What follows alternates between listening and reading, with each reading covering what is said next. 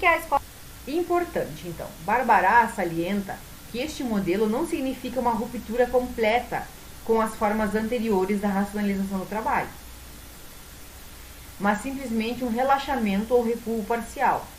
Afinal, no que se refere aos famosos princípios tayloristas, a única alteração realmente fundamental proposta pelo TQC é um relaxamento no grau de separação entre tarefas manuais e intelectuais, uma vez que passam a ser aceitas sugestões dos trabalhadores na análise das tarefas e são introduzidas medidas vigorosamente condenadas por Taylor, no intuito de reduzir a enorme centralização provocada pela racionalização do trabalho de primeira geração. Então, o que quer dizer isso? Quer dizer que o TQC, ele, ao mesmo tempo em que ele rompe com as teorias estabelecidas até então, ele se utiliza dessas teorias para construir a ideia da sua própria teoria. Ele rompe, ele quer romper um sistema, mas ao mesmo tempo ele não se livra das ideias principais desse sistema, ou seja, de todas essas teorias que trazem até então. E, ao mesmo tempo, ele traz propostas novas, melhorando melhorando o viés que Taylor tinha muito ferrenho e muito severo de centralização e especialização do trabalho. Por isso que o autor, que o Barbará, ele traz que não é uma ruptura em si com todo esse sistema de administração científica, mas que ele também pode ser um relaxamento, um recuo parcial. Não é a ferro e fogo como era a administração científica. Então ele traz esse contexto tão interessante para nós vermos, né, de como ele realmente trouxe uma nova visão a partir de tudo que já existia na teoria até então. Bom, em relação à terceira geração, a terceira geração, ela ainda é o TQC. Ela ainda tem como molde principal o TQC e todos esses princípios que ele carrega em si desde a sua estrutura. Porém, ele traz uma visão muito mais atual, muito mais contemporânea à integração industrial que nós vivemos hoje. Porque na época em que foi feito o TQC, lá em 1956, quando ele foi lançado, quando ele foi idealizado, o contexto é totalmente diferente do que nós vivemos hoje. Nós vivemos hoje a era da indústria 4.0, com sistemas totalmente automatizados, utilizando a internet das coisas, utilizando a inteligência artificial, utilizando-se de maquinários que na época nem se fazia ideia de que poderiam existir ou estavam sendo desenvolvidos ainda, eram meras suposições, meras criações ainda. Então nós temos um contexto totalmente diferente, mas nós temos uma teoria que se encaixa perfeitamente nesse contexto atual, que é o TQC, e ele traz uma nova roupagem, com uma nova perspectiva. A terceira geração da racionalização do trabalho, ela é contemporânea de uma complexa mudança nas formas da organização industrial. Em alguns setores, a chamada abertura comercial aumentou a concorrência, atingindo sobretudo as pequenas empresas nacionais. Em outros, foram reconstruídos poderosos oligopólios. Tornou-se prioritária a gestão dos diferentes níveis da cadeia produtiva, fornecedores, consultores, certificadores, empresas subcontratadas, parceiros de desenvolvimento de produtos, etc. Generalizou-se a utilização dos meios informáticos, até porque houve essa evolução da tecnologia, comportando sistemas ERPs, GEDs, fluxos de trabalho, workflows, né?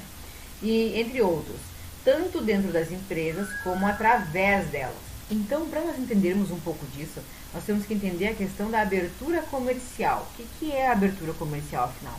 E por que ela foi tão importante para o estabelecimento desse modelo japonês, desse modelo TQC, e esse ajuste a essa sociedade contemporânea? E quando eu digo sociedade contemporânea, eu digo a sociedade que consome, a sociedade que gera bens, produtos e serviços, certo? Você já ouviu falar em abertura comercial? Então, a abertura comercial, ela se dá basicamente pela redução dos impostos de importação para se criar um estímulo para uma maior competição interna. Com isso, a população de um determinado país passa a ter acesso a novos produtos, normalmente de qualidade mundial, que podem chegar a um preço mais barato do que antes. Por outro lado, a indústria do país, que era protegida pelos impostos sobre os importados, passa a ter competidores, o que a força a melhorar a sua qualidade. Quando bem executada, a abertura do comércio traz grandes ganhos para a economia de um país, sobretudo por conta do aumento da produtividade da economia. Os ganhos oriundos do comércio internacional são quase um consenso entre os economistas. Então, gente, a abertura comercial é quando um país ele reduz os impostos de importação, abrindo as portas do seu comércio para produtos importados com um preço mais barato do que o comércio local. Então, e quando eu digo comércio local, eu falo comércio nacional, indústria nacional. E isso causa desequilíbrio? Não. Isso aumenta a competitividade, porque a indústria nacional, ela precisa se ajustar à concorrência que se estabeleceu a partir da abertura comercial. Então, retornando lá, o modelo japonês, ele se fortaleceu a partir disso. Ele se fortaleceu a partir da abertura comercial, pois as indústrias precisaram ajustar os seus processos para que eles fossem muito mais eficientes e eficazes, para que eu pudesse lá no final baixar o preço do meu produto final e competir então com os produtos importados. E isso causou um impacto na indústria local, porque ela precisou se ajustar. E quando uma empresa precisa se ajustar, ela vai onde?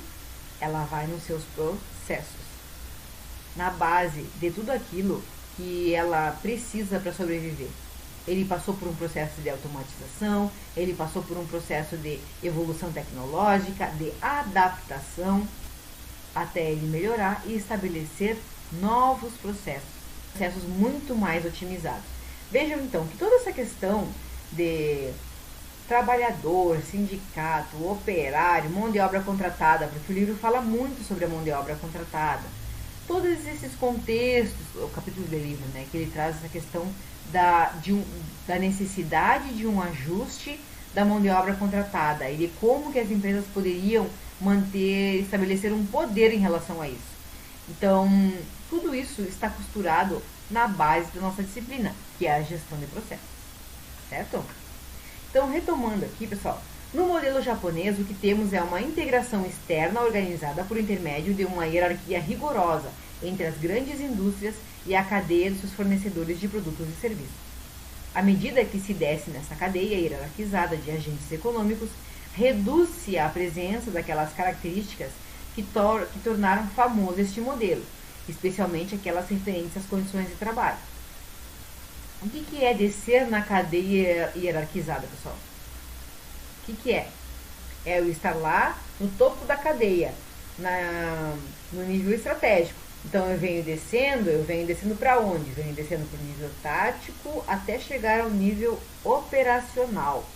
Então, à medida em que eu venho descendo na cadeia, eu sinto uma redução na presença das características do TQC. Então, como reflexão final, cabe ressaltar 2 pontos de continuidade entre a primeira e a terceira geração da racionalização do trabalho, onde eu tenho o controle estatístico do processo, é herdeiro do tipo de raciocínio estatístico já presente no princípio da execução de Taylor.